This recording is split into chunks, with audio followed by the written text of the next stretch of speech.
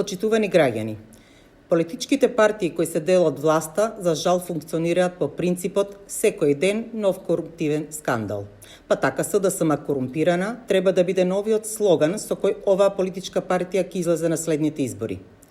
Изминатите денови јавноста е сведок на неколку нови сделки, одлуки и договори со кои блиски роднини на раководството на СДСМ стануваат сопственици на државно земјиште по нереално ниски цени.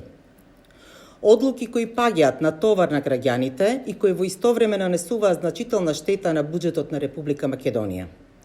Додека градоначалниците од редовите на ВМРО-ДПМН во услови на економска криза секојдневно реализираат проекти, единствено нешто што реализираат функционерите на СДСМ се коруптивни скандали поврзани со блиски роднини на раководството на партија. Јавноста е сведок, а медиумите во неколку наврати информираа за фактот дека мајката на Стефан Богоев е случајниот купувач на земјиште каде таа треба да изгради луксузен хотел, а супругата на Димитар Ковачевски е среќниот купувач, исто така на државно земјиште каде наскоро ќе бидат поставени фотоволтаици. Ова е типичен пример на корупција, за која Државната комисија за спречување на корупција уште веднаш да отвори постапка. И додека секојдневно се редат коруптивните скандали, партиските мегафони на СДСМ не престануваат да ја замајуваат јавноста со ширење лажни вести и дезинформации, обидувајќи се вниманието на јавноста да го оттргнат од лошото и расипничко водење на државата. И веројатно единствено нешто кое знаат да го прават од политичката партија на власт е да склучуваат договори, матни сделки, да ја лажат и манипулираат јавноста.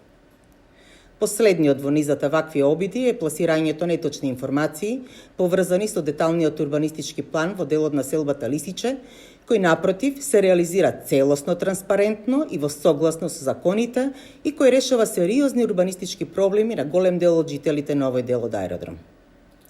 Градоначалникот Муцунски пред неколку денови на пресконференција спомена, јас денес уште еднаш да подсетам, дека иницијативата за изработка на овој ДУП е започната во време на претходниот градоначалник од редовите на СДСМ, истата целосно во согласно со законите и најтранспарентно продолжува да се реализира за време на градоначалникот Муцунски. Доколку СДСМ бара некаква одговорност, тоа најпрво треба да го направи од нивните функционери.